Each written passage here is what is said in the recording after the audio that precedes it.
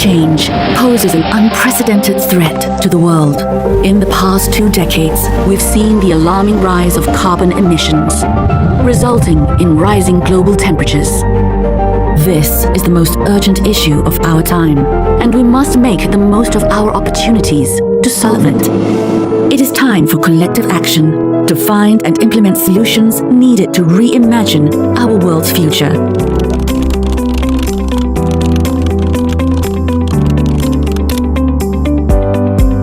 Assalamualaikum, my name is Amni Amira and I'll start the presentation with the definition of ESG, SRI Sukuk and Green Sukuk. Environmental, Social and Governance ESG or Sustainable and Responsible Investment SRI Sukuk and Green Sukuk are emerging Sharia compliant instruments specifically designed to finance environmentally and socially sustainable projects and also to reflect the global emphasis on sustainability. Sharia compliance here means adherence to Islamic rules such as prohibition of riba while also aligning with Maqasid al-Sharia objectives which promote social welfare, ethical responsibility and investment. These instruments are issued specifically to fund eligible ESG projects, for instance, affordable housing, renewable energy and sustainable water management. In addition, the world's first Green Sukuk was issued to finance the construction of large-scale solar photovoltaic power plants in Sabah. In Malaysia, ESG or SRI Sukuk and Green Sukuk have gained widespread interest within the Islamic capital market to promote ethical and sustainable finance. There are also opinions about companies that fit the ESG criteria in which they are well equipped in managing risks and operate in a sustainable manner in the long run. Due to this, investment managers are now incorporating ESG methodology into their overall investment processes rather than choosing the specific ethical or socially responsible investment strategies. This discussion will further elaborate on the conceptual foundation of ESG or SRI Sukuk and Green Sukuk. I will explain the relationship between Islamic finance principle and sustainability. Islamic finance and sustainability share many common values, which is to create a financial system that is ethical, responsible and beneficial to society. The first principle is prohibition of riba. Earning money through interest is not allowed because it may create unfairness between the lender and the borrower. Instead, Islamic finance promotes fairness and a more balanced distribution of wealth. The second principle is the prohibition of gara, which is in excessive uncertainty in transaction. Islamic finance, they require all parties to clearly understand the term and condition before entering into agreement. This to promote transparency, accountability and responsible financial practice. Another principle is prohibition of haram activities. Islamic finance does not allow investment in business that are considered harmful, such as gambling, alcohol or other activities that may negatively affect society. The risk-sharing principle is also an important feature of Islamic finance. Instead of placing all the risk in one party, both parties can share the risk and rewards of an investment. This to create a sense of shared responsibilities and promote financial stability. In addition, Islamic finance also promotes asset-backed financing. This means that financial transaction must be linked to real assets or real economic activities. As a result, funds are actually invested in the productive sector to economic growth instead of speculative activities. Islamic finance also places a great importance on justice and welfare. The goal is to generate profits, also to improve the well-being of individuals and communities. Finally, all these principles are guided by Maqasid al-Shari'ah, which is to refer as the objective of Islamic law. Maqasid al-Shari'ah focus on protecting human welfare, promoting justice and ensure well-being of both present and future generations. Next is the difference between conventional bond and sukuk. First is the difference in how was the income generated. Bonds income were generated based on the interest and its debt obligation, while sukuk income is generated through the asset itself. Second, bonds were issued by the borrowers, while sukuk issuer is the seller of the asset itself. Since the income of bond based on the interest, the return is predetermined as compared to sukuk, that the return is expected based on the asset. Bondholder is the lender, while sukuk holder is the owner of the asset. The bond were used to finance any project or business that require funding. However, sukuk was issued to finance a Sharia-compliant asset.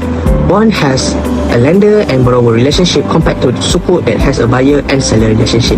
For bonds, they don't need to comply with any Sharia-compliant rules. However, sukuk, they was required to follow the Sharia-compliance rules. Major risk that was exposed to conventional bond is that the issuer credit risk that has the probability of the issuer did not pay its debt obligation, while sukuk were exposed with major risks with the underlying asset. One important characteristic of ESG or SRI Sukuk is compliance with Sharia principles. Same goes to Green Sukuk.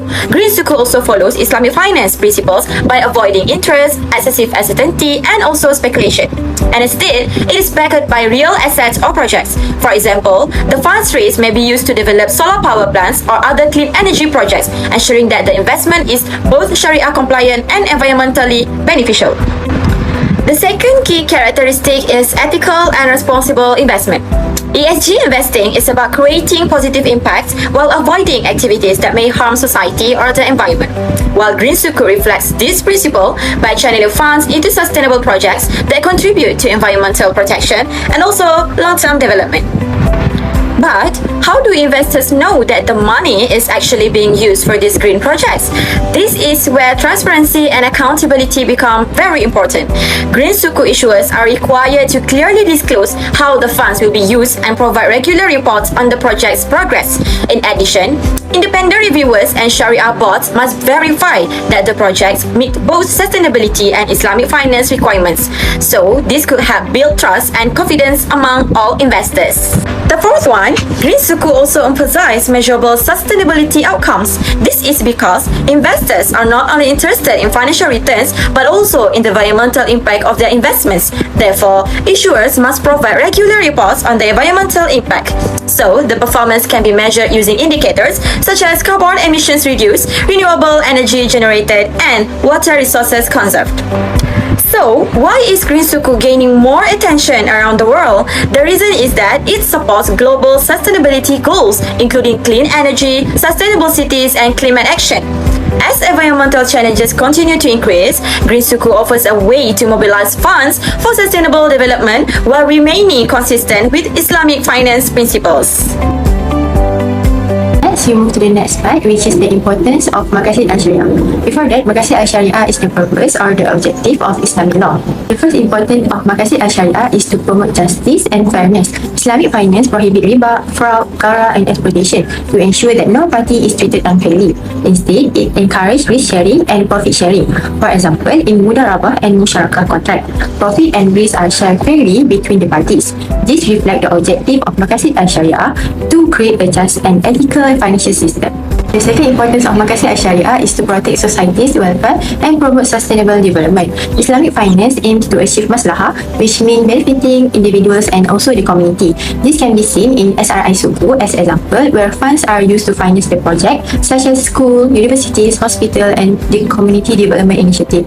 This project improve people's quality of life and create positive social impact. Therefore, SRI Sukuk support the Maqasid al-Sharia objective of promoting public welfare and sustainable development. The third importance of Maqasid al-Sharia is to support environmental sustainability. Islamic teachings encourage the protection of natural resources and the prevention of harm to society and the environment. As a result, Islamic finance support investment in sustainable projects that contribute to environmental protection. For example, TNB's RM 4 billion Sustainability Sukuk Wakalah was issued to finance sustainability and energy transition initiative. This support Maqasid al-Sharia by promoting public welfare, protecting resources, and ensuring a sustainable future for future generations. Alright, next, ESG or SRI Sukuk are used to finance various sustainable projects that create positive environmental and social impacts. First, in the renewable energy sector, the tidal energy issued a RM 250 million green SRI Sukuk in 2017 to finance a 50 megawatts solar power project in Kudat, Sabah. This issuance, recognized as the world's first green sukuk, and mark a significant milestone in the sustainable Islamic finance. Second, green buildings are financed through ESG or SRI sukuk to promote environmentally friendly constructions. These buildings are designed to reduce energy consumptions, improve water efficiency, lower carbon emissions, and support sustainable urban development. Next, in the healthcare sector, ESG or SRI sukuk can fund the construction and upgrading of hospitals, healthcare facilities, and community healthcare programs to help improve access to quality healthcare services, especially for underserved communities. Fourth, climate resilience projects include flood mitigation systems, water resource management, disaster preparedness infrastructure, and other initiatives that help communities to adapt to climate change and protect the environment.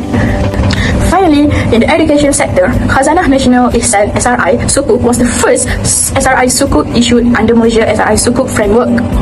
The proceeds were used to support the Trust Goals program through Yayasan AMIR, with the objective of improving the quality and the accessibility of education in Malaysia public schools. So this example demonstrates how ESG or SRI Sukuk contribute to sustainable development while remaining fully compliant with Islamic financial principles.